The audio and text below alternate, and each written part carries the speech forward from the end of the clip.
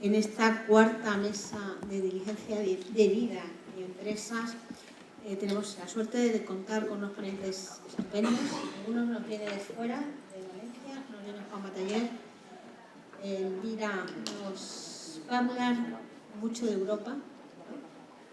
Ha decidido hablar mucho de Europa en esta mesa. Bueno, pues Silvia nos va a hablar de Ómnibus y su influencia en las funciones del Consejo y además de la responsabilidad. Juan nos va a hablar además del aseguramiento de la responsabilidad de los administradores. Y Jorge, que te voy a dar la palabra en primer lugar, nos va a hablar de la diligencia de vida y la sostenibilidad corporativa. Yo lo único que les digo es seguro que no nos vamos a repetir en nada, seguro, porque hemos estado atendiendo mucho durante todo el día, nos vamos a repetir muy poco. Pero lo que sí que es verdad es que a todos nos ha quedado claro que el entorno regulatorio que tenemos ahora mismo en este ámbito no es ni claro ni eficiente, ¿no? No es ni claro ni eficiente. Y probablemente, y eso lo dejo para una pregunta para el final, tendríamos que hacer caso a Letta y a Draghi cuando nos dicen que a lo mejor lo que tendríamos que cambiar es la norma que regula, que debería de pasar de ser una directiva que hay que transponer y que la transponemos cuando, cómo y nos parece bien.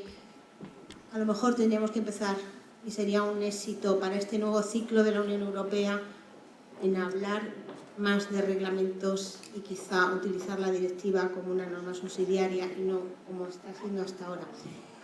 Jorge, cuando quieras, puedes empezar. Muchas gracias, Mireia.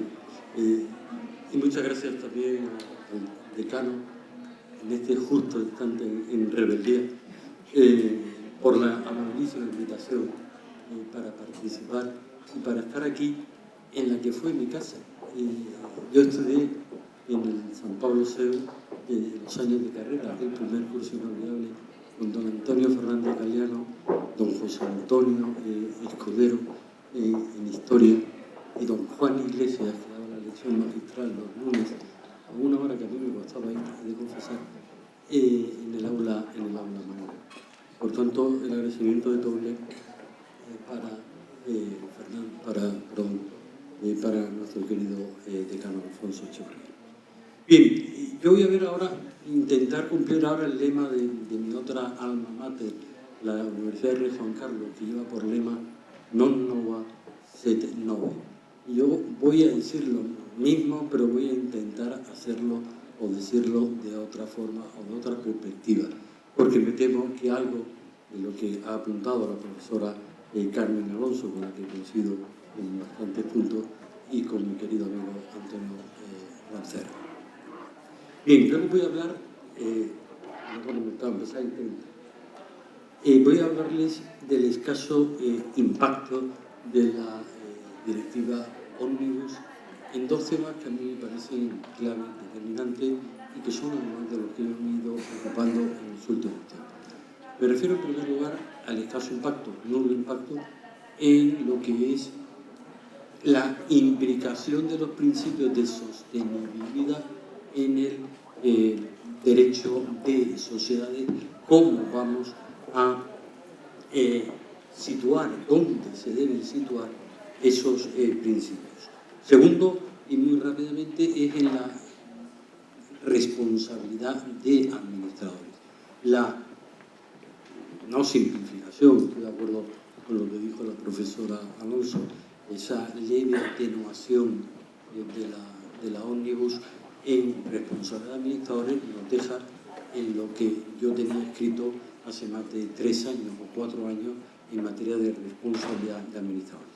Por último, si me da algo de tiempo, porque también por ahí he leído, pero no le veo todavía exactamente la relación, tampoco creo que el hecho de que la simplificación, reducción de los estándares europeos de reportabilidad en materia de sostenibilidad tenga ningún impacto en el greenwashing.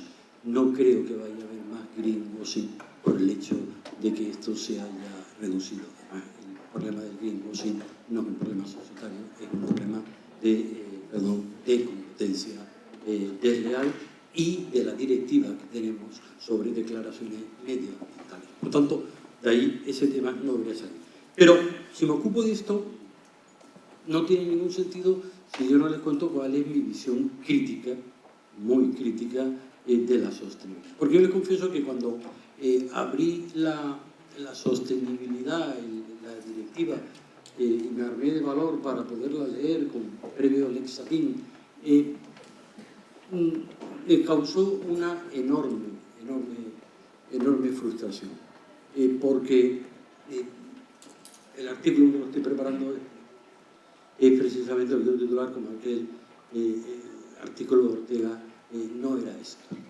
Y es la sensación que tengo con esta directiva ómnibus, no era esto.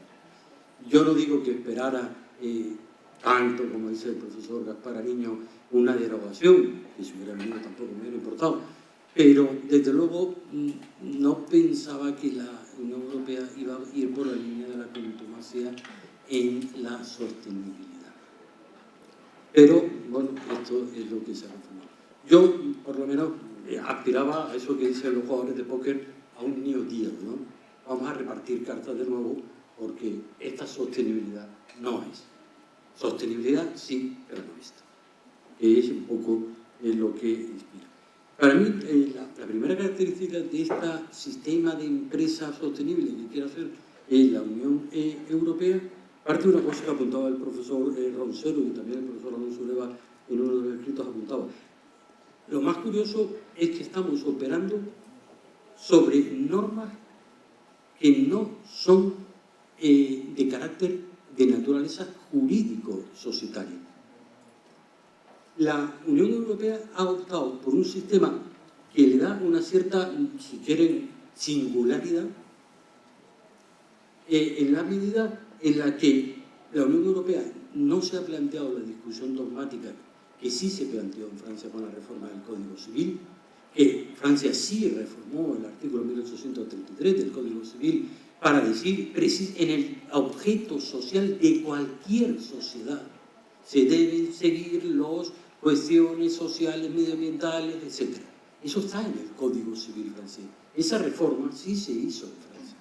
Pero aquí, en la Unión Europea, estos temas se han pasado absolutamente de puntilla. Y después un sistema extraordinariamente complejo. Si ustedes no me preguntan o no preguntan a alguien de la mesa, les advierto que les voy a preguntar a ustedes quién sabe cuál es el marco de relaciones entre la directiva de sostenibilidad, la que yo sigo llamando la de información no financiera. Vale, no lo saben. Pues yo, pero entonces ya te lo pregunto por adelantado.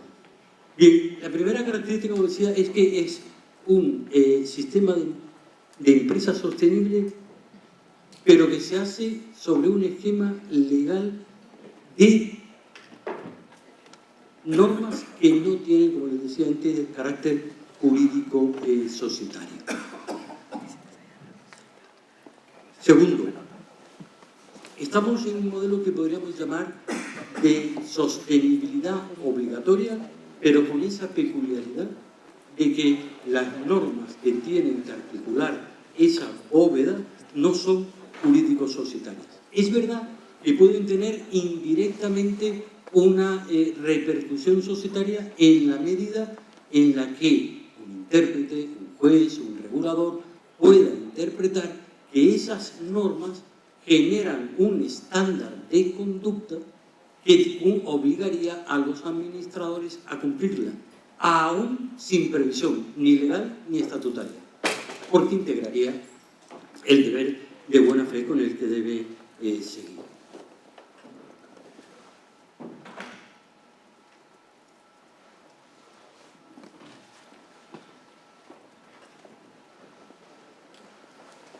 Las dos normas que son la clave de bóveda de toda la regulación, como sabemos, son la norma de la directiva de información no financiera y la de la directiva de diligencia sostenible.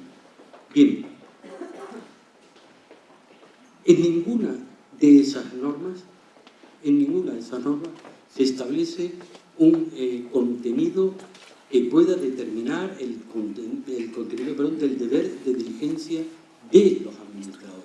Estamos en un caso ante normas de mera información al mercado, de transparencia, si quieren, en el mercado, y la segunda, la de diligencia sostenible, estamos ante normas de conductas relacionadas con las famosas 5 finalidades que vienen en el artículo 5, la de identificar, prevenir, mitigar y remediar impactos adversos. Ese es el contenido. Por tanto, en una nos dice de lo que hay que informar, pero no si tienen que hacer lo que tienen que informar. Y en la otra, en la directiva de la diligencia sostenible, con lo que nos encontramos es con unas normas de conducta referidas a unos comportamientos concretos. Podríamos decir que lo harían a modo de un puerto seguro para una eventual demanda de los administradores que puedan decir que, oiga, yo tenía estos protocolos, tenía estas informaciones que, si cumplen lo previsto en la ley, pues no plantearía, prosperaría la acción de responsabilidad frente a los administradores.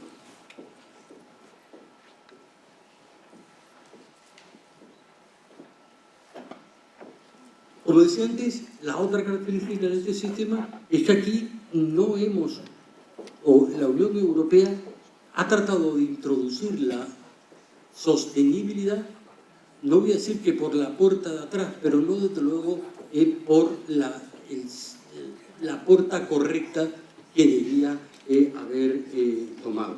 En Europa, a nivel de Unión Europea, por ejemplo, se ha pasado de largo absolutamente de todo el debate riquísimo, jurídico-dogmático, pero también práctico del mundo anglosajón y también de Francia, en la reforma de si la sostenibilidad la debemos llevar a través de una reforma de la ley, pero de la ley para, uno, darle el poder, devolverle el poder a los socios, que es la visión del profesor de Oxford, Paul Davies, o una reforma para garantizar a los administradores esa independencia frente al resto de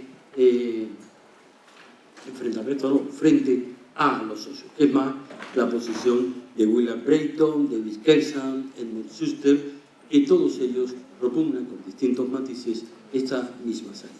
O tampoco se ha debatido la opción que ha estado un poco en el origen de mucho de este debate, aunque no jurista, de Colin Mayer, cuando él más bien habla de una asunción voluntaria de los principios de sostenibilidad. Pues bien, nada de todo esto ha habido. Y por último, el sistema de la empresa sostenible de la Unión Europea a mí me plantea que no se ha tenido muy claro cuál es el modelo que se quería. Los bandazos en el ámbito subjetivo de aplicación de la norma ponen de manifiesto que el legislador primero ha tenido la ocurrencia de un sistema y luego se ha ido dando cuenta que el sistema no valía para todas las empresas que tenía pensado y hemos pasado, el dato que lo dio antes el profesor Roncero, hemos pasado de casi para la diligencia sostenible, hemos pasado casi de 1000 empresas a 150.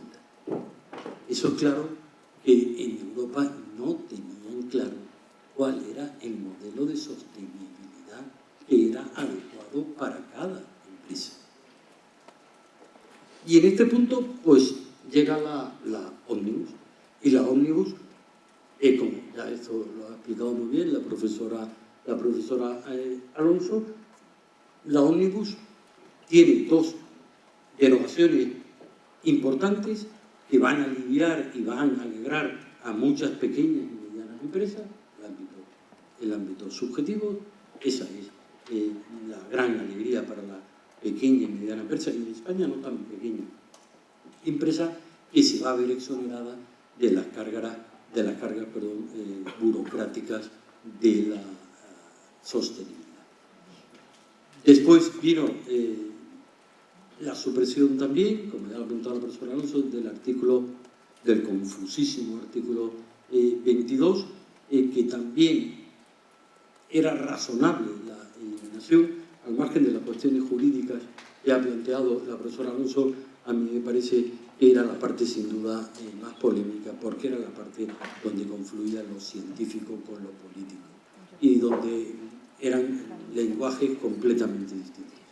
El supuesto, que yo no me acabo de creer, consenso en el ámbito científico en torno al cambio climático, desde luego no se corresponde en absoluto con el consenso político.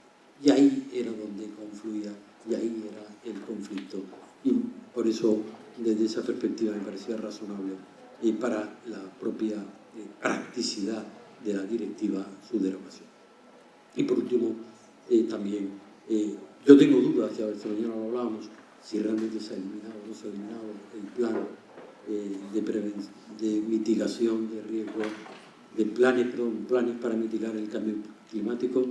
Yo creo que lo que más bien se ha hecho es desregularlo absolutamente, pero se sigue exigiendo en todos sus ámbitos. Bien, si esto lo pasamos por el cribado de los temas que antes les hablaba, en materia de responsabilidad de administradores, realmente aquí no ha cambiado nada. Si sostenemos o mantenemos lo que antes les decía, que la sostenibilidad, en la medida en la que se haya podido convertir en un estándar de conducta que debe seguir cualquier administrador de cualquier compañía, no afecta en absoluto que tengamos más posibilidades o menos términos o menos posibilidades de información. No cambia realmente nada en ese aspecto. Y por último, ya lo he dicho varias veces, en el ámbito de la teoría general, es que Europa no se ha planteado este tema. Europa no ha tomado la opción que sí tomó Francia y que están discutiendo en el mundo anglosajón sobre la posibilidad de la discusión de dónde situar, cómo imbricar el principio de sostenibilidad en el ámbito societario.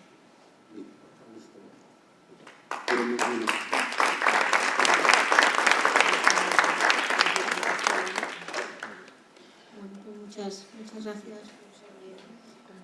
Ya he elegido la palabra a Silvia Zamorano Vaca, a la que hay que darle la enhorabuena porque acaba de cambiar de puesto de trabajo.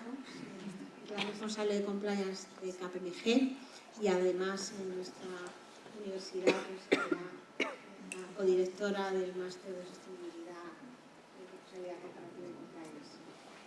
Cuando quieras, Silvia. Muchas gracias, Irene. Buenas tardes a todos. En primer lugar, quiero agradecer a la cátedra y especialmente al decano Martínez Alfonso Echeverría la invitación. Para mí, como podéis comprobar, es un honor estar aquí.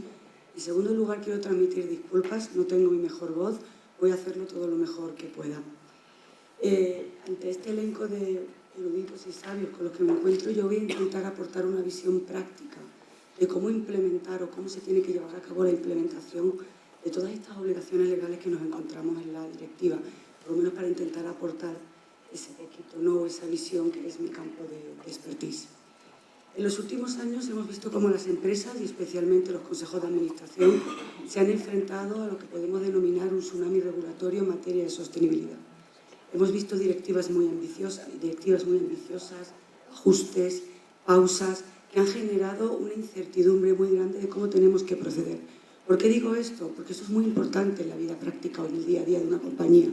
Hemos visto empresas como Telefónica que se han adelantado al cambio y muchas otras, que son aquellas que están dentro del ámbito de aplicación de estas normativas. Implementar un sistema de diligencia debida no se hace de la noche a la mañana. Tratar de buscar los recursos y las formas de poder implementar todo este sistema conlleva tiempo, organización y trabajo. Y todo este cambio regulatorio de los últimos años nos ha afectado muy directamente. Un ejemplo claro ha sido todo esto vinculado a la Directiva de Sostenibilidad en materia de diligencia debida. Primero, en el año 2024 tenemos la directiva. Segundo, menos de un año, tenemos la directiva Stop the Clock. Una pausa, el paquete Omnibus 1, que es la que directamente afecta a la diligencia de vida. Y ahora muy recientemente, el 26 de febrero, se publica la Directiva Ómnibus 1, que viene un poco a establecer cuáles son las obligaciones específicas con las que nos vamos a encontrar las empresas y cuáles son las obligaciones a las que se van a ver afectados los miembros del Consejo de Administración. Pues bien, lo primero que quiero decir es que con esta última revisión, las obligaciones vinculadas al artículo 7 y siguiente de la directiva no se han visto modificadas, ¿vale? Las obligaciones permanecen, eso sí, simplificadas, bajo criterios de razonabilidad, bajo un equilibrio y un principio de proporcionalidad en la aplicación de esas obligaciones. Pero todas y cada una de ellas se van a mantener. Efectivamente, el plan de transición climático sale de esa hoja de ruta que teníamos prevista, pero no está dentro de todo lo que es el proceso o sistema de diligencia de vida que encontramos en esos artículos 7 y siguientes. Bien, llegados a este punto y en el marco de la experiencia que tengo, creo que es importante que entendamos qué es la diligencia de vida. No es un concepto nuevo en el marco de la gestión empresarial, pero vamos a ver cómo se entiende en el marco de la sostenibilidad y bajo este marco regulatorio.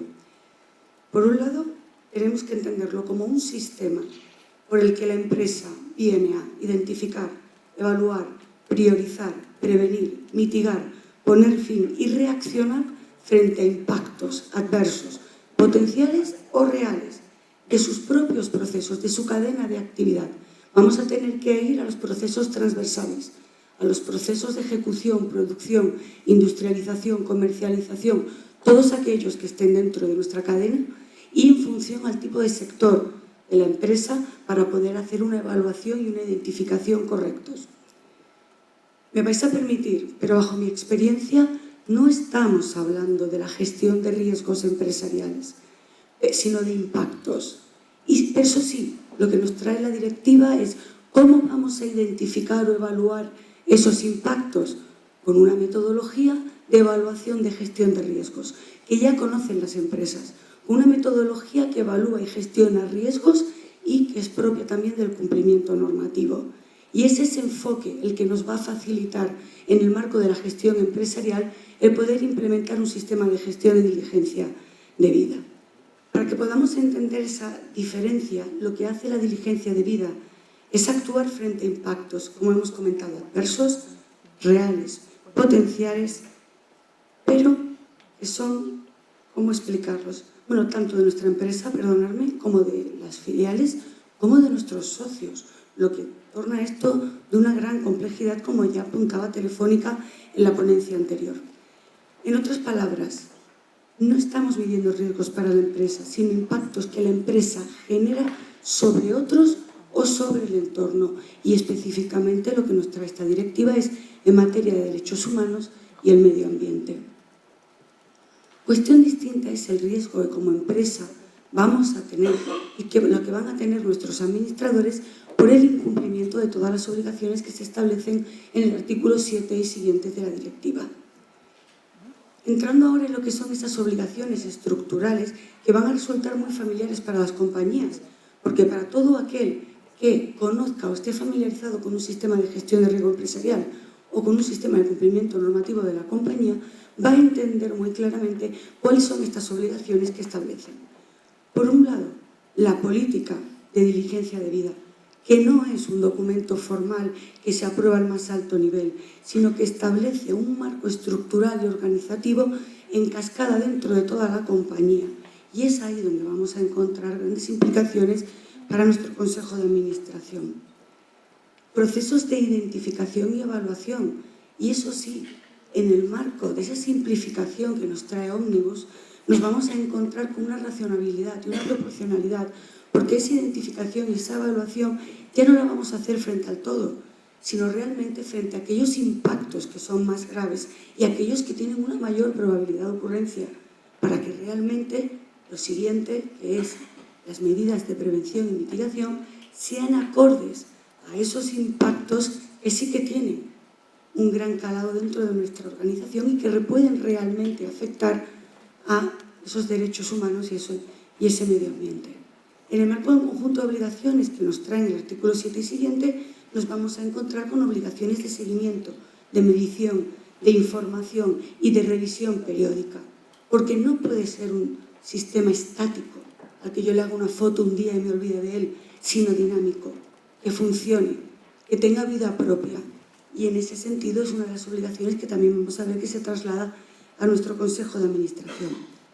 Nos exige también la directiva tener canales de comunicación para poder detectar incumplimientos o infracciones que se puedan producir, ¿vale? O incluso impactos que se puedan estar produciendo en materia de derechos humanos y medio ambiente, y como algo novedoso en todo lo que es un sistema de gestión de riesgos o en un sistema de cumplimiento normativo, procesos de reclamación para aquellos que se vean afectados por estos impactos puedan reclamar a las empresas.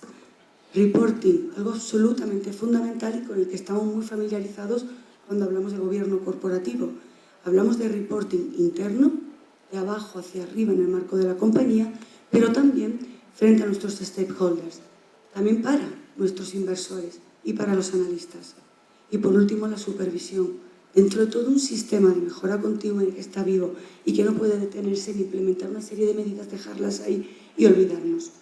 Y ahora vamos a ver cómo realmente todas estas obligaciones impactan en nuestro Consejo de Administración.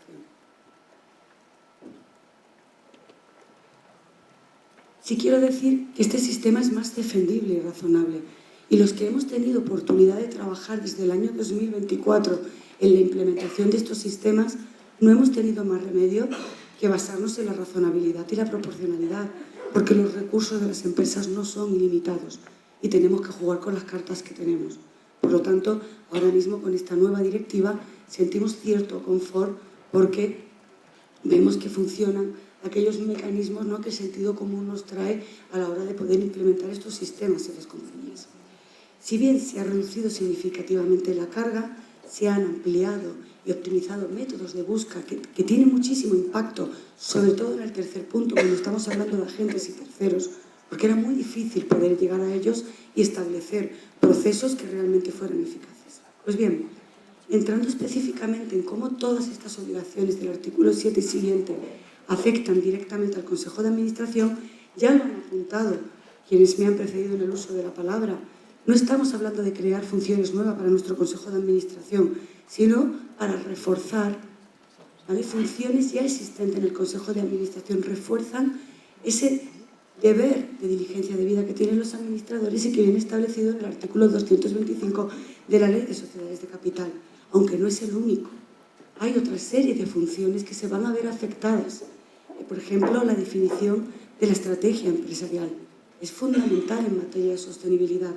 El deber de liderazgo, de diligencia que acabo de comentar, los sistemas de gestión y control de riesgos, porque aunque yo esté hablando de impactos y no esté hablando de riesgos, es frente a lo que medimos, es frente a lo que establecemos un sistema de diligencia debida, pero no cumplir con ello es ya un riesgo para la compañía. Y por supuesto todo lo que se enmarca dentro del deber de supervisión y control del órgano de administración. Por lo tanto, por ser un poco práctica, ¿cómo entiendo que todo este sistema de diligencia debida ha de impactar en el Consejo de Administración? Por un lado, lo primero, aprobar esa política de diligencia debida, definiendo el marco de gobernanza, el marco organizativo y todas las competencias y roles que tienen que establecerse en cascada dentro de la compañía. La aprobación efectiva de esta política la conecto además también con el artículo 249 bis de la Ley de Sociedades de Capital, en cuanto a que establece esa función estratégica e indelegable del Consejo, vinculado también al deber de diligencia de un ordenado empresario, no limitándonos a aprobar una política en el sentido formal, sino en un sentido amplio, en el sentido de establecer un marco organizativo específico orientado a la gestión, eso sí, como algo novedoso, de los impactos adversos que pueda producir nuestra compañía. Además, nuestro Consejo tiene que asegurar la dotación de recursos suficientes para la identificación, evaluación, mitigación y seguimiento, para que ellos puedan hacerse de forma efectiva, de manera que pueda ese órgano de administración velar por una estructura y una organización eficiente dentro de la compañía. Y por último, supervisar todo el sistema, recibiendo la información periódica y relevante, asegurándose de que efectivamente el sistema es eficaz. Aunque evidentemente la ejecución de todo este sistema es operativo y no recae en el marco de funciones ejecutivas en nuestro órgano de administración, sí que tiene un deber de supervisión sobre los procesos de identificación y evaluación de que esos funcionen y realmente sean eficaces. Y de esta manera se va a poder dar un efectivo cumplimiento al deber de diligencia y a los deberes de organización y de control por parte del Consejo de Administración. No gestiona de forma directa estos impactos, pero es responsable de que existan y tiene que defenderlos. La responsabilidad no va a nacer del impacto en sí, pero la ausencia o ineficacia del sistema sí va a conllevar una responsabilidad para nuestro órgano de administración. Yo sí que quiero dejar claro que la diligencia debida no es el único instrumento, y creo que se ha mencionado ya, que integra la sostenibilidad y los deberes de los administradores. Pero sí que es verdad que esta integración se produce a través de un conjunto amplio y previo de obligaciones normativas, taxonomía, reporting, transición climática, derechos humanos, que inciden directamente en las funciones del Consejo de Administración desde la óptica del cumplimiento normativo, la estrategia y la rendición de cuentas. Me ha gustado cuando se ha apuntado que la diligencia debida ha venido a traernos no un modelo estático, no la sostenibilidad, no. Es que las áreas de sostenibilidad, cumplimiento normativo y gestión de riesgos han tenido que venir a hablarse y entenderse en estos procesos de implementación, porque todos y cada uno de estos actores tienen un valor fundamental en que estas funciones se cumplan adecuadamente. Quiero concluir rápidamente. La diligencia debida no sustituye ni absorbe otras obligaciones en materia de sostenibilidad ni viene a cambiar ningún tipo de función específica o responsabilidad en el ámbito de nuestro Consejo, sino que viene a reforzar y a dar una mayor cabida a todas estas obligaciones. Finalmente, tras el paquete ómnibus, entendemos la diligencia debida se consolida como un sistema organizado, más razonable, más proporcional para la gestión de impactos adversos, que refuerza la forma en la que se ejercen los deberes de supervisión, organización y toma de decisiones estratégicas por parte de nuestro Consejo de Administración.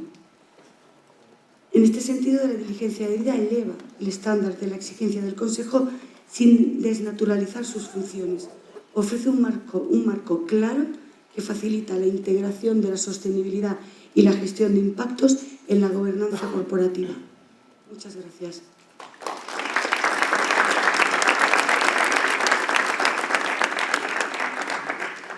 Muchas gracias, Silvia, y por el esfuerzo que has hecho con tu voz, que va a cambiar en breve. Me opero mañana. Pero, bueno, muchas gracias porque nos habéis ajustado el tiempo maravillosamente bien. Juan, queríamos que intervinieras tú ahora a continuación. Podemos dejar a Elvira, que va a dar una visión completamente diferente. Ella dice que disruptiva, aviso, advierto. Pero cuando quieras. Yo la verdad es que no sé qué decir. Y voy a empezar primero agradeciendo a Alfonso y a Irene la amabilidad que habéis tenido de invitarme a este foro. Y la verdad es que yo voy a haceros aquí varias confesiones. La primera, bueno, es que yo estudié en el CEU, soy alumno de esta casa. Lo que pasa es que en Valencia. Entonces, ten en cuenta que nosotros el catolicismo lo vemos desde la perspectiva de los Borgia, con esto del pecado. Y entonces siempre buscamos una especie como de tercera vía, que es en la que yo en la sostenibilidad me encuentro. Y digo esto porque yo aquí en la sostenibilidad, os voy a hacer otra confesión, llegué porque nadie de los que trabajaba conmigo quería ir a dar el curso de sostenibilidad hace 14 años a República Dominicana. Y dije, bueno, yo no sé qué hay que explicar, pero a República Dominicana voy. Y allí estaba yo sacándole el chicle, estirando el chicle a lo del Pacto Mundial, porque dar 20 horas de Pacto Mundial son los 10 principios, realmente ha sido uno de los retos más apasionantes que he tenido con mi vida. Pero yo cuando voy a los foros creo que hay, lo habréis visto en la sesión de hoy, hay tres tendencias, ¿no? Una, que podríamos llamar los happy, ¿no? Que irían a la señora Ana María Botín y le dirían, oye, es que esto ha cambiado, que en la empresa ya no hay que ganar dinero, tenemos que suplantar el papel del Estado. Yo, de verdad, que no me veo diciéndole esto a la señora Ana María Botín, y sobre todo porque no he encontrado todavía a nadie que me explique con convicción, o por lo menos nadie me ha convencido, de que ha habido algún cambio normativo que autorice a este cambio. Luego están el segundo bloque, que son los negacionistas, ¿no? Es decir, bueno, esto realmente aporta poco, hay que competir poco. Bien, a estos yo creo que hay dos perspectivas que a mí me han convencido con esto de la sostenibilidad, ¿vale? Una es que, en fin, yo hace unos años estuve dando clases, porque esto de la universidad te hace dar muchas vueltas, estuve dando clases en Nicaragua y a mí me resultó desagradable ver a un niño de 8 años limpiando el fondo de la piscina con un cepillo de una cadena hotelera española cuyo nombre omitiré. O me resulta complicado que donde vivo yo en Alboraya, al lado de Valencia, no podamos gastar el glifosato, que es un herbicida muy eficaz y que hace la agricultura muy competitiva, pero tiene un pequeñito problema, y es que produce cáncer. Entonces aquí en España está prohibido, pero no, está prohibido en otros países, y es algo que deja un rastro muy difícil de seguir. Entonces, cuando hablamos de estas cosas, si encima además soy valenciano, y vemos lo que está pasando con el incremento exponencial de riesgos catastróficos que están cerrando a nivel mundial el reaseguro de este tipo de catástrofes naturales, y además, para que lo sepáis, porque esto no sale en el telediario, los daños de la Dana siguen sin pagarse porque el consorcio no tiene dinero para pagar, porque el incremento que se ha producido en la siniestralidad en riesgo catastrófico ha sido brutal, pues yo creo que es un tema para buscar donde yo me sitúo, que es en una vía un poquito más intermedia.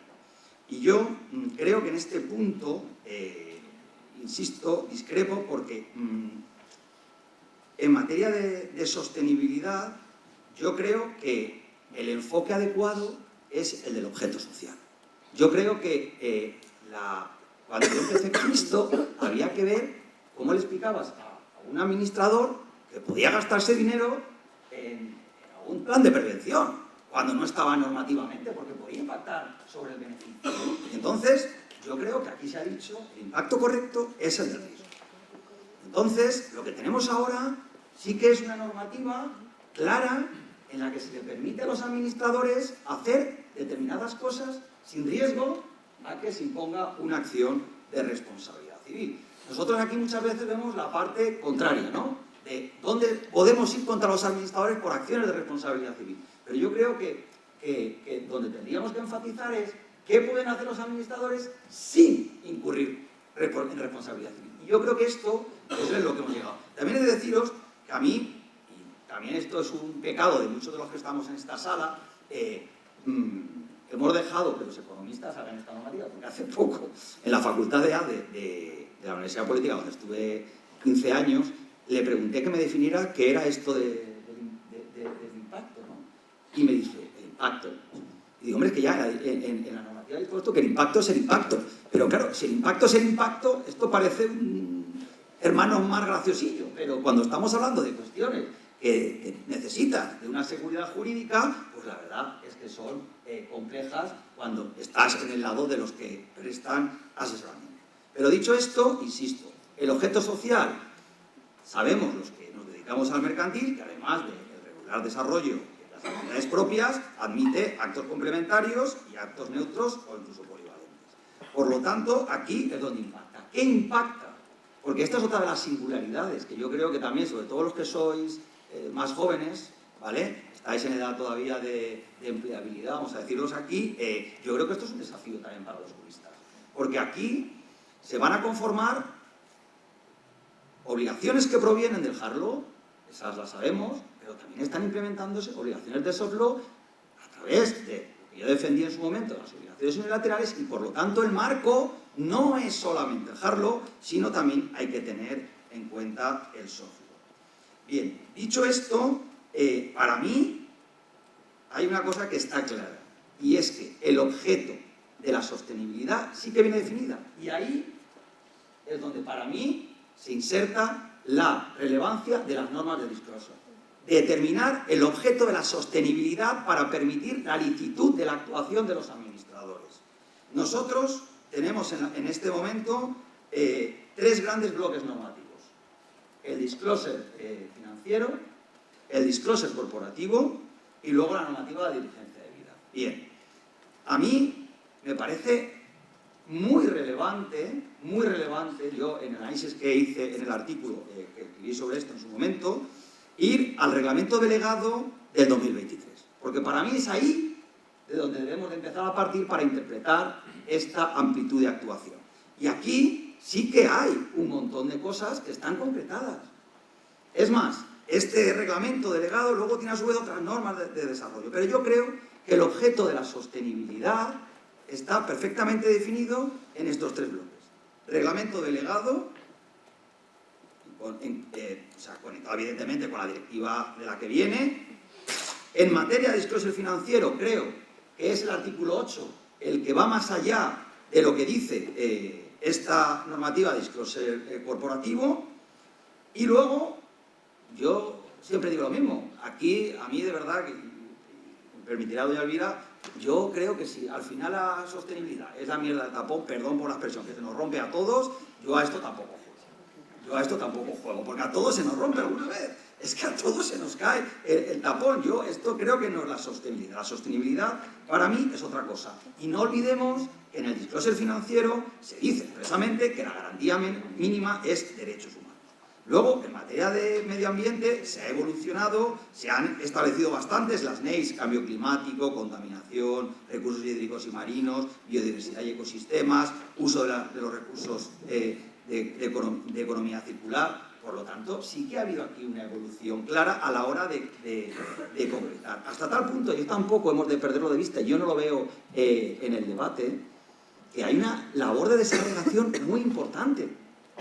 Hasta tal punto, ¿vale?, que, por ejemplo, en materia de, por poneros un ejemplo muy jurídico, en materia de gobierno corporativo, se llega a establecer una casilla de cuántas horas se está invirtiendo por parte de la empresa en cursos para su personal en materia de anticorrupción. Por lo tanto, sí que este tipo de bloque normativo me parece que es muy trascendente, porque nos está marcando un camino a la hora de trazar la actuación que pueden, insisto, emprender estos administradores. Ahora bien, también hemos de tener en cuenta que cada empresa es distinta. Y esto ya está en nuestra regulación actual, en el 49 del Código de Comercio. ¿Vale? Ya está. Lo primero que tenemos que hacer en el actualmente Estado de Información No Financiera, a espera de que venga el reporte, ¿qué es lo que nos dice? Primero lo que tenemos que decir es cuál es nuestro modelo de negocio. Porque es muy diferente, aunque sea el mismo sector, el negocio que tiene Repsol, el que tiene Iberdrola, el que tienen otras operadoras. Todas se dedican al sector energético, pero los riesgos son distintos. Por lo tanto, esta normativa no se puede interpretar tampoco en abstracto, sino partiendo, y además esto está dicho aquí en esta normativa, de los impactos, los riesgos y las oportunidades. Se ha comentado aquí el tema de la doble materialidad. Por ahí vamos bien, ¿vale? Pero sobre todo, se me está acabando un poco el tiempo, pero bueno, sobre todo incidiría en los 4 conceptos clave que para mí tienen que regir esta labor interpretativa: impacto, riesgo, oportunidad e importancia relativa. ¿Vale? Impacto son esas incidencias, bien positivas, bien negativas, que tienen esa importancia relativa respecto a las cuestiones de sostenibilidad. Por lo tanto, no es neutro.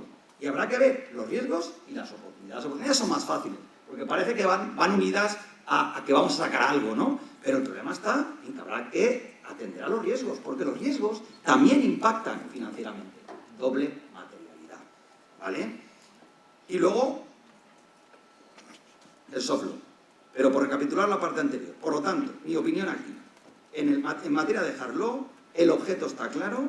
Por lo tanto, si un administrador emprende alguna acción dentro del campo de actuación que le marca el disclosure corporativo, el artículo 8 del disclosure financiero y incidiendo diligencia debida, sobre todo derechos humanos, está actuando adecuadamente y puede estar libre de acciones de responsabilidad civil, tanto en cuanto se adapte a estos otros 4 conceptos, este otro cuadrito de impactos, oportunidades y riesgos. Pero llegamos a la parte del soft law, porque las empresas, se ha dicho aquí, a veces van más allá de lo que hizo el hard law. La de derechos humanos se ha hecho durante mucho tiempo. Pero hay otros ámbitos donde se puede hacer, por ejemplo, para los que no estéis familiarizados con el mundo agro, que sepáis Afortunadamente, nuestras grandes superficies utilizan el sistema del Global Compact, ¿vale? Para evitar que nos metan el glifosato, para que os vayáis a comer una ensalada tranquilos y no os paséis a la carne roja, que tampoco dicen que es muy buena, ¿vale? Entonces, esto es un instrumento de soft law al que ellos adhieren libre y voluntariamente, mejorando los estándares que se les imponen por parte de la normativa. Por lo tanto, aquí también tendremos que ver si este soft law exonera. Y aquí, para mí, la clave está en, si el soft law es de derecho público, pues parece que deberíamos de defender que si es la propia administración la que le está marcando el estándar a la empresa, sí. Ahora, en el soft law voluntario, pues es más complejo, ¿vale? Más complejo. Veo que se me tira tiempo. Bueno, yo, siguiendo el orden, la siguiente posibilidad para interpretar si esas acciones son lícitas acudiría a la analogía legis y se pudiera a la analogía juris, y finalmente acudiría a la doctrina de los actos donandi causa que tenemos los mercantilistas desarrollado para determinar que, aunque no entre dentro de lo que es este contexto de la sostenibilidad, también pudiera ser algo perfectamente posible. Y para acabar, por lo tanto, después de todo lo que he expuesto, mi interpretación de la norma en este punto es que a la hora de asesorar a un consejo de administración sobre la licitud de nuestros comportamientos, las preguntas que deberíamos hacernos son, primero, ¿el acto queda comprendido dentro del ámbito de aplicación material del hard law? Ya he dicho, disclosure corporativo, artículo 8, disclosure financiero, diligencia de vida de derechos humanos, y además, se ha implementado en prevención de riesgos o para aprovechar una oportunidad derivada de un impacto con importancia relativa, el acto es lícito. Segunda pregunta. ¿El acto queda comprendido dentro de instrumentos soft law de origen público? ¿Y el acto además ha sido implementado en prevención de un riesgo para aprovechar una oportunidad derivada de un impacto con importancia relativa? El acto es lícito. Por últimos dos, ¿el acto presenta los requisitos para predicar una extensión analógica del hard law? ¿El acto además ha sido implementado en prevención de un riesgo para aprovechar una oportunidad derivada de un impacto con importancia relativa? El acto es lícito. O finalmente, bueno, no nos cae por aquí, ¿entra dentro de la doctrina de los actos donandi causa? Sí. Si no, estamos fuera del ámbito y ahí sí que hay claramente un supuesto de responsabilidad civil. Por lo tanto, creo, y con esto acabaré, que he llegado a una interpretación diferente, ¿vale? Propia, no sé si del CEO de Valencia, ¿vale? Pero diferente a la que yo creo que se sostiene hasta ahora, y creo que es por donde deberíamos de transitar para tomarnos un poquito en serio esto de la sostenibilidad, porque, insisto, sí que es verdad que los economistas han hecho mucho daño a la hora de regular, porque han establecido normas que a lo mejor no son y no se nos toma en cuenta a veces a los juristas. Ya sé que esto a veces es impopular, pero no se puede definir impacto como impacto. Eso un jurista lo habría advertido, ¿vale? Y a partir de aquí avanzaremos adecuadamente, creo yo, en la interpretación de esta normativa. Muchísimas gracias.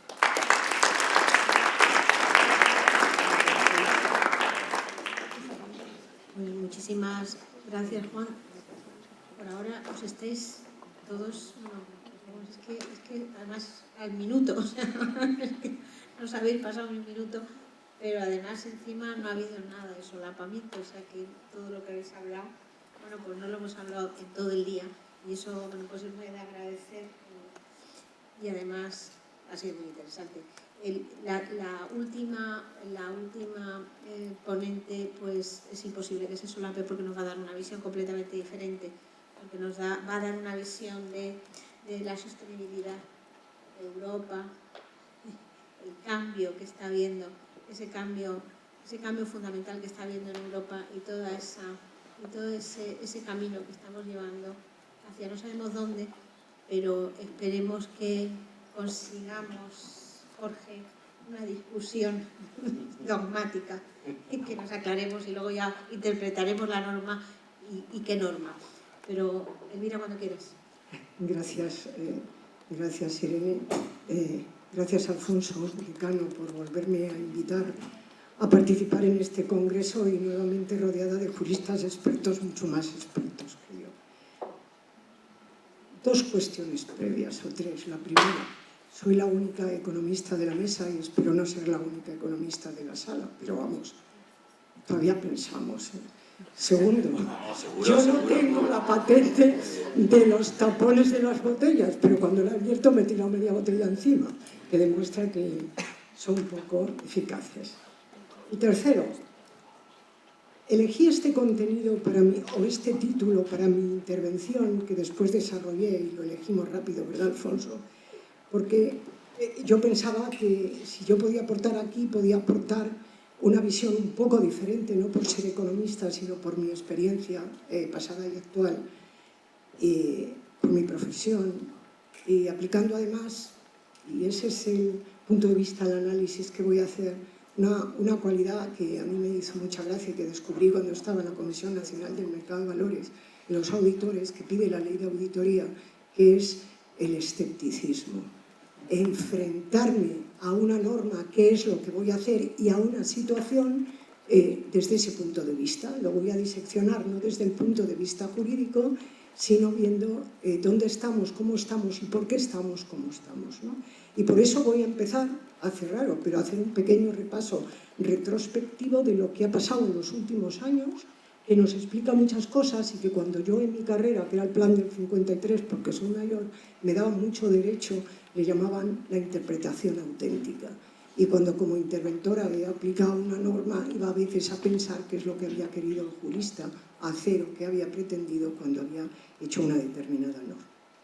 En 2007 y en 2008, por ahí, pero empezó en el 7 realmente, tuvimos una grave crisis financiera que surgió en Estados Unidos, contagió al primer mundo, permeó a la economía real, a las deudas soberanas e impulsa el cambio de las reglas de gobernanza. Porque cuando se analizó qué había pasado, todo el mundo coincidió, la mayor parte, el desprecio por el riesgo, la palabra riesgo da vueltas constantemente en todas las intervenciones, la visión cortoplacista de los negocios y la falta de transparencia fueron la causa de su fuerte impacto. En Europa, en 2011, tras el informe Lamfalussy, se aprueba el Sistema Europeo de Supervisión Financiera, que unido a las normas de estabilidad financiera de Basilea, pretendían restablecer la confianza en los mercados financieros, imprescindible para preservar la financiación de la economía mundial e intentar asegurar que hechos como los vividos no volvieran a repetirse.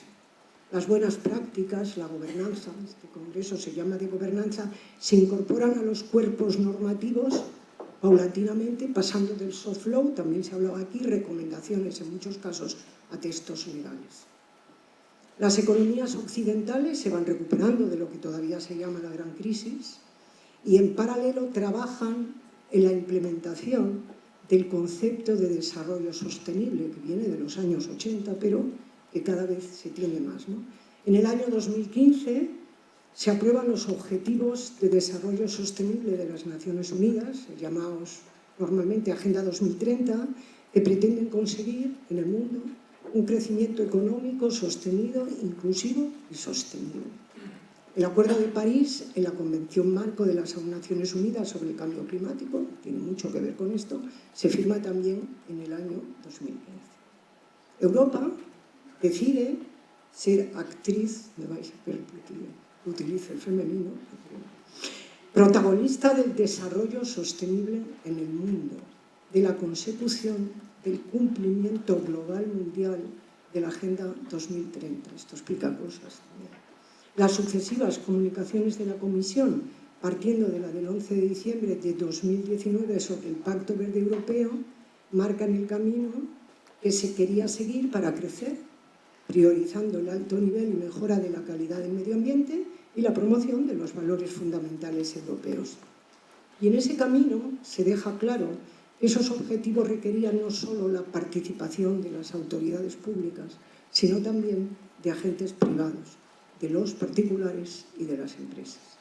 Hay que tener en cuenta que el propio Tratado Constitutivo de la Unión, que entró en vigor en diciembre del 9, recogía expresamente como competencia compartida con los Estados miembros, claro, la medioambiental, con objetivos como la conservación y mejora del medio ambiente, la protección de la salud y la promoción de medidas internacionales para afrontar problemas regionales o mundiales. Es decir, en el Tratado Constitutivo ya se mete el papel mundial de la Unión Europea y que no se queda solamente dentro de nuestro perímetro. Pero en 2020 se produce un hecho que nos afectó a todos. Un virus que viene de Asia provoca una pandemia. Como con las hipotecas americanas, cuya quiebra tuvo efectos que traspasaron las fronteras, el COVID-19 estaba infectando al mundo y matando. La primera respuesta fue medieval.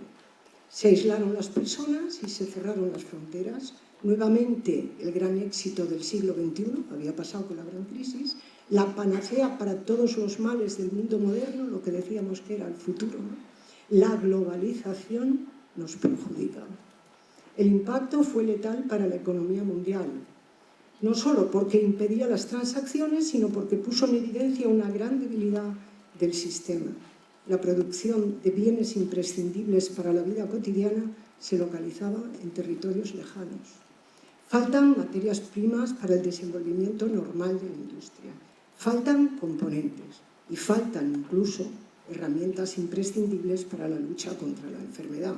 Y tenemos el recuerdo ahí mismo con las mascarillas, los respiradores y las EPIs. Cobra importancia en ese momento otro concepto que acompañará a las buenas prácticas, el de la autonomía estratégica. Con una potente enseñanza, la importancia de la investigación, que es un elemento básico para cambiar el mundo. También lo recordamos, se creó una vacuna con la que neutralizar la enfermedad en un tiempo récord. Pero las crisis sistémicas, al menos para Europa, no acaban ahí. 2 años después de la alarma de la pandemia, se produce algo que no se esperaba o no se quería esperar, porque a veces no se quieren esperar las cosas y no se analizan los riesgos. Rusia invade Ucrania en febrero de 2022 y además de la catástrofe humanitaria y social que supone una guerra, vuelven a quedar al descubierto nuestras debilidades. Se vuelven a perder suministros esenciales. Se produce un incremento notable del precio de la energía con el correspondiente impacto en la inflación, que se dispara y perjudica la calidad de vida de los europeos y la competitividad de la zona. Y aflora además la precariedad del sistema de defensa europeo basado en la estructura de la OTAN con un fuerte protagonismo de los Estados Unidos desde la Segunda Guerra Mundial. En este contexto, precisamente, es cuando se aprueba la Directiva 2024-1760 del 13 de junio del Parlamento Europeo y del Consejo sobre diligencia debida de las empresas en materia de sostenibilidad. Se ha hablado aquí del proceloso camino que llevó para ser aprobada, ¿no? Los objetivos son indiscutibles. Silvia Zamorano ha hablado de que se busca el impacto, no se determina eso, se busca el impacto, claro. Pero el desarrollo normativo, y aquí entra el punto de vista, ¿era el más adecuado para alcanzarlos? La responsabilidad hacia arriba o hacia abajo, según cómo se mire, en la cadena de valor para multiplicidad de sujetos era la mejor solución para conseguir un impacto negativo, es decir, que no lo hubiera. La complicada instrumentación de la demostración del cumplimiento mediante informes complejos aseguraba realmente que el objetivo final se cumplía, y ese artículo 22, que bueno, ahora vamos a hablar del cambio, claro. O como en tantas otras ocasiones en los que se establecen instrumentos de control, el propio control se convierte en el objetivo, y lo estoy haciendo desde el punto de vista de un economista, no de un jurista. La verdad es que leyendo, y a mí me gusta el derecho, la extensa exposición de motivos de esta directiva, de la que se ha corregido, se tiene la sensación de que es el reconocimiento de que las instituciones, me parece que el representante de Telefónica habló antes de eso, de que es el reconocimiento de que las instituciones que toman las decisiones son incapaces de resolver los problemas que pretenden atender y que deben obligar, más que convencer, a terceros para que les acompañen. Se estaba saliendo de la gran crisis de 2007-2008 y se ponían los fundamentos, como decía, para el crecimiento que se pretendía se desarrollara sobre bases sanas, estables y participativas. El multilateralismo y la globalización eran las constantes en la ecuación que se estaba diseñando, constantes, con unas variables que eran los comportamientos de los más poderosos o ricos que debían de cambiar sus hábitos, las formas en las que las empresas producen y contratan, y cómo nos comportamos los particulares también. La actividad normativa europea, se ha dicho aquí, tiene unos procedimientos complejos y largos, con el Parlamento, la Comisión y el Consejo como actores principales y vida propia, y muchas veces con objetivos contradictorios. Pero cuando comienza un procedimiento es complicado pararlo. Mientras se debatía esta directiva, cuyo objetivo último es el del desarrollo sostenible, desarrollo, al fin y al cabo, no lo olvidemos, estaban sucediendo los hechos que he referido que impactaban directamente sobre el crecimiento de la Unión Europea y sobre las bases, que quizás sea lo más importante, de la globalización y del comercio internacional. El grave impacto de la crisis del COVID se pretendió paliar emitiendo deuda europea mancomunada, impensable poco tiempo antes, para financiar inversión productiva en los países. Y se definió una nueva taxonomía verde en la que se admiten las inversiones nucleares que eran anatema para los medioambientalistas, y también se había pensado que esto era un camino que no tenía marcha atrás, el dejar la energía nuclear. La invasión de Ucrania provoca, por su parte, una crisis energética que lleva a Alemania y otros países del norte a volver a usar carbón, lo que también era impensable. En el 24 hay elecciones al Parlamento Europeo. Gana el centro-derecha y se constata que la economía europea tiene problemas estructurales que la están alejando del centro del mundo. Frente a la globalización, cobra importancia el concepto de autonomía estratégica, abierto, pero autonomía. Y renace la importancia de la competitividad, que no debe de ser, como se había intentado, por precio, deslocalizando nuestras empresas, sino por diferenciación, importancia de la investigación. Muchos de los conceptos que dirigían la Agenda 2030 y, por lo tanto, el camino por el que se quería avanzar con las políticas, las europeas, las nacionales, ya he dicho que se había convertido en paladín de la Agenda Europa, se han quedado de alguna manera fuera de plano, que yo no digo que se hayan quedado obsoletos, pero sí fuera de plano, y el efecto global beneficioso del comercio internacional responsable, ese sí, obsoleto por el camino. Los informes Letta y Draghi, que se ha hablado aquí también de 2024, encargados por el Consejo y la Comisión anterior para analizar la situación de Europa y proponer soluciones para su futuro, se plasman en la Agenda Estratégica 2024-2029, van en este sentido. Y son los que provocan que una directiva como la de diligencia debida se quede de alguna manera obsoleta en apenas un año desde su aprobación y casi sin que se hubiera puesto en marcha para muchas cosas. Esta directiva y buena parte de la normativa europea, no es solamente esta, porque se quedan obsoletas las soluciones adoptadas para conseguir objetivos que, aunque no sean discutibles en la mayor parte de los casos, se pone en tela de juicio la oportunidad para llevarlos a cabo o la forma de lograrlos. La demanda de los dos informes respecto a que se debe descargar la burocratización exigida por la regulación europea para ganar competitividad en la zona frente a otras del mundo es muy significativa. El que se hayan programado 10 paquetes ómnibus reformadores de una gran cantidad de directivas y reglamentos en múltiples campos no es casualidad. Y el denominador común, cuando va revisando, menos en la defensa, en todos los demás, lo que vemos es simplificación, simplificación, desburocratización, menos trabas y menos requisitos. Realmente me puse un título, pero no sé responder exactamente a la pregunta que me planteaban, porque en las manifestaciones públicas y oficiales que nos llegan, comenzando por la propia agenda estratégica, se plantean objetivos que parecen contradictorios. Cuando los lees dices, esto no cuadra con esto.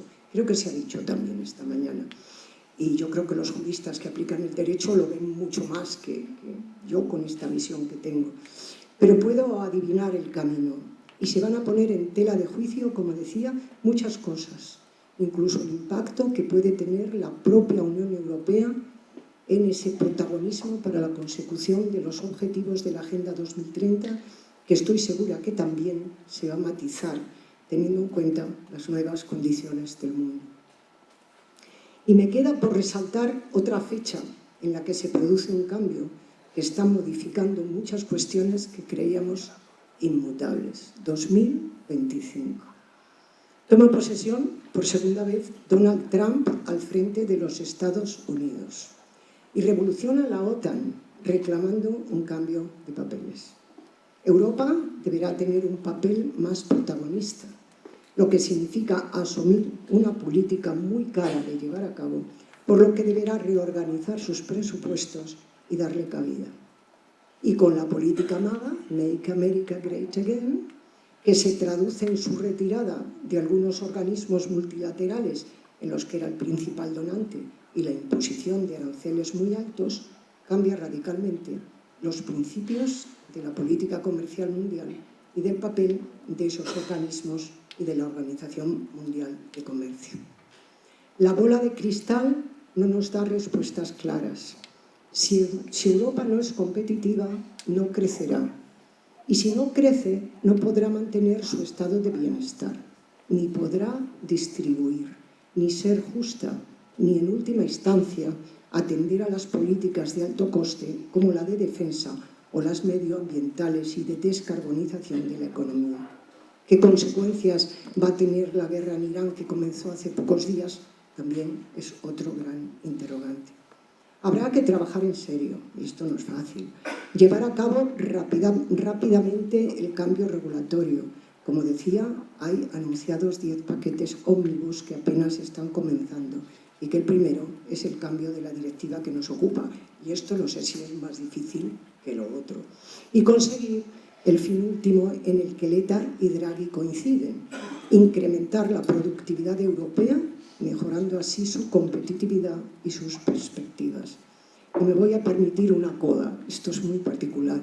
Me niego rotundamente a dos cuestiones que se predican en determinados foros y que creo que algo de esto he podido oír aquí o en alguna pregunta. Primero, los hombres sí somos compatibles con el mundo, somos, y tenemos derecho a estar aquí, y el mundo es nuestro. Y B, el crecimiento y las mejoras en la calidad de vida también. Solo creciendo, como decía, se podrá repartir.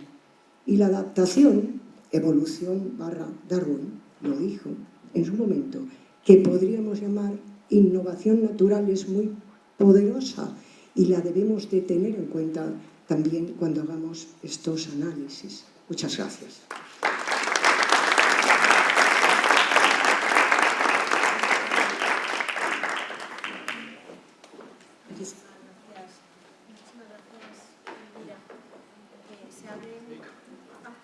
Se abre el turno de preguntas, si alguien quisiera incluir. No, pues a Elvira, como ha sido la última, yo le quería preguntar en relación con la autonomía estratégica y esa independencia de que nos habla ahora la presidenta de la Comisión, que dice que además no solo tiene que haber autonomía estratégica abierta, sino que tenemos que ir a la independencia de Europa. ¿Cómo ves tú que esos cambios regulatorios, de norma, esa previa discusión dogmática a la elaboración de la norma, esos cambios que tiene que haber, porque tenemos que ser más Europa y más fuertes, ¿no? Pero ¿cómo? Pues la verdad, vuelvo a decir, utilizando estos procedimientos de análisis crítico, cuando tú ves cómo se listan los objetivos, dice aquí hay objetivos contradictorios. No se puede decir para una Europa fuerte y segura, yo voy a impulsar el comercio internacional y al mismo tiempo decir que yo tengo que tener autonomía estratégica a la que le añadimos el objetivo de abierta para no cerrar el comercio, enfrentarnos a un autárquico, que es lo que vemos ahí al otro lado del Atlántico, y es algo que para mí Europa está en una disyuntiva.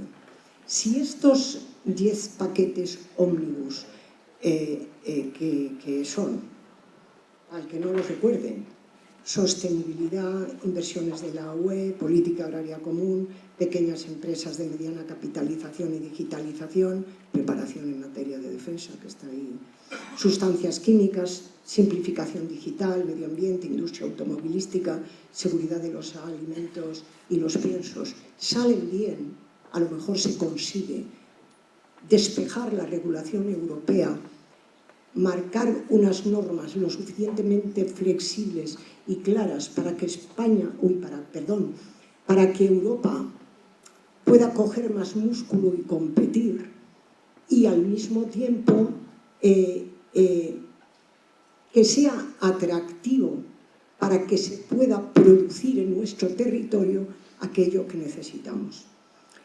El Ómnibus 9 es también un ejemplo paradigmático de lo que está pasando, por salirnos un poco, irnos a la economía, que es la industria automovilística.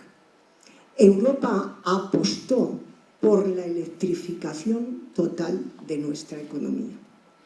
Cuando se tomaron estas decisiones, yo no sé qué análisis de riesgos que, vuelvo a decir, que ha girado en todo se hizo, para ver cuáles podían ser los impactos colaterales de determinadas decisiones. Si tú apuestas por electrificar, empezando por el transporte, que es el que más contamina, que es la contaminación difusa, te puedes encontrar a que tú tienes una industria potente que está generando crecimiento, riqueza y puestos de trabajo, y que además estás exportando a otros lugares del mundo, que la estás dejando obsoleta por decisiones normativas y por revoluciones. ¿Y qué es lo que está pasando? Lo podemos ver en España. En España la industria automovilística era muy importante, y no solamente en fabricación de vehículos o montaje de vehículos, sino también en todos los productos adicionales. O sea, y de repente, ¿qué es lo que vemos? Coches chinos, eléctricos y mucho más baratos. Entonces, ¿qué somos? ¿Autónomos o no lo somos? ¿Pagamos el doble o pagamos la mitad? ¿Somos independientes? ¿Cerramos las fronteras? ¿Qué hacemos para que nuestra industria automovilística... Aquí yo he tomado nota de cuando listan los decretos ómnibus, objetivo reducir cargas administrativas y rebajar los costes. ¿Qué hacemos con los impactos medioambientales, hasta el extremo, no se sabe cuál, de esas industrias que tenemos localizadas en nuestro territorio? Entonces, estamos en un momento que, además de esas crisis que he listado yo y he acabado con los misiles en Irán, porque ahora las crisis... Decía perdón por el inciso, la directora general, la directora gerente del Fondo Monetario Internacional anteayer, y le decía a los directivos de los gobiernos que tenían que pensar lo impensable. A mí me enseñaban, cuando estuve en medio ambiente, eso por vosotros, que las inundaciones que la riada de los 500 años se daba probabilísticamente cada 500 años, pero que eso no significaba, ahora supongo que habrán bajado la probabilidad, 2 años seguidos, que es lo mismo que pensar lo impensable, y prepararse, vamos, más impensable que la pandemia mundial. Yo creo que nos lo dicen y decíamos, estamos con una película distópica. Pues Europa se está jugando mucho. Yo soy positiva, no me gusta ser negativa, pero tampoco me engaño a mí misma. Y tiene muchos deberes por hacer. Desde luego, de la simplificación es el primero. Se han hecho demasiadas normas. Con las normas, perdonadme, los juristas no se arregla el mundo, y lo sabéis los que tenéis que aplicarlas. O sea, esto es imposible. Aquí se han listado las normas que son de aplicación en Europa para la misma cosa. Y he estado escuchando y recordando. 1, 2, 3, 4, 5. Responsabilidad para los administradores. ¿Quién va a querer poner en España o en Europa una empresa en donde los administradores tengan tanta responsabilidad? ¿Y quién es el administrador? Quien gestiona las compañías. ¿Qué vamos a hacer con la segunda ómnibus, que es la de inversiones en la UE? ¿Qué le vas a ofrecer a los inversores mundiales? ¿Dónde está el dinero en este momento? En fin, el otro día di una charla y me achacaron que aquella noche iban a tener pesadillas. No. O sea, lo que pasa es que hay trabajo por hacer y hay que hacerlo. Y parece que al menos algunas cuestiones se reconocen. Y a mí lo único que me gustaría es que no nos mate el corto plazo, que pensemos un poquito más en el medio plazo en cuáles pueden ser los efectos y las colaterales, y desde luego exigir a nuestros gobernantes europeos y a los nacionales, yo ahora estoy ahí medio concernida, pero bueno, que tomen las decisiones pensando en todo, no solo en un trocito, porque un árbol no te resuelve un bosque y estamos en un problema de bosque. Sí, claro. Bien, lo digo porque yo esto de la sostenibilidad lo veo muchas veces como una oportunidad. Lo digo al hilo de la intervención de doña Elvira. Nosotros en la Comunidad Valenciana, lo digo porque la profesora Boquera, que es muy tímida, estas cosas no las cuenta, pero nosotros tenemos un registro de empresas socialmente responsables. ¿Esto qué significa? Que la mayoría de las empresas españolas están ubicadas en Comunidad Valenciana, tienen un certificado expedido por la Generalitat Valenciana completamente gratuito que dice que cumple los requisitos. Y yo tengo también entre mis actos heroicos ir a aplicar sostenibilidad y derechos humanos en Cuba. Y la conclusión que sacaron los presentes es que toda la sostenibilidad es un invento de los americanos para que los españoles, los hoteles españoles se vayan de Cuba. ¿Por qué? Porque hay países que no cumplen. Entonces yo prefiero, en este aspecto, apostar por esta vía para que las empresas españolas sean las que trabajan porque tengan el papelico y que la producción no se vaya fuera. Pero te va a dejar el papelito obsoleto Europa en cuanto te descuides. Si sigue por este tipo de normativa y va a ser un sello más que no cumpla requisitos. O sea que, perdón por el inciso. Quería preguntaros a los dos, tanto a Juan como a Silvia, si entendéis que la sostenibilidad tendría que estar incluida en los programas de cumplimiento normativo. Que ya, entendiendo por cumplimiento normativo, es verdad que yo en pocas ocasiones me gusta utilizar la palabra compliance, me gusta más cumplimiento normativo, pero es verdad que compliance, bueno, pues incluye los riesgos y cumplimiento normativo da solo idea de cumplir la norma, ¿no? Pero parece que...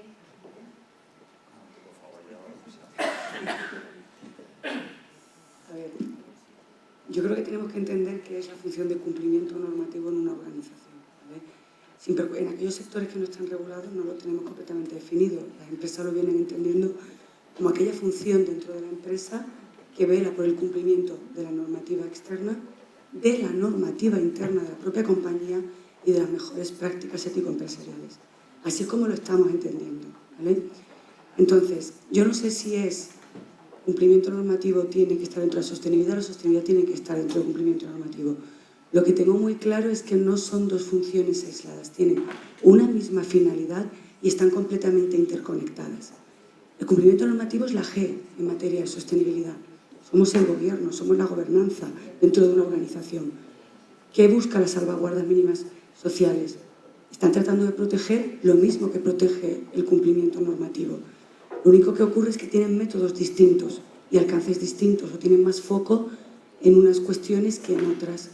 Muchísimas organizaciones, aquellas que son mucho más grandes y tienen mucho más recursos, lo tienen separado. Pero muchísimas empresas del entorno empresarial español, compliance, cumplimiento normativo. Es verdad que el término en inglés te da una mayor amplitud que en castellano, pero la realidad es que es una traducción. Muchas de esas empresas, compliance y ESG, van juntos de la mano. Hemos hablado aquí de diligencia de vida, pero es que en compliance llevamos trabajando en diligencia de vida hace muchísimos años. Por eso hemos ayudado a las áreas de sostenibilidad a desarrollar los programas e integrar los mecanismos. Y yo creo que acabarán juntos. No sé si uno dentro del otro o juntos haciendo algo más grande. Pero somos la G.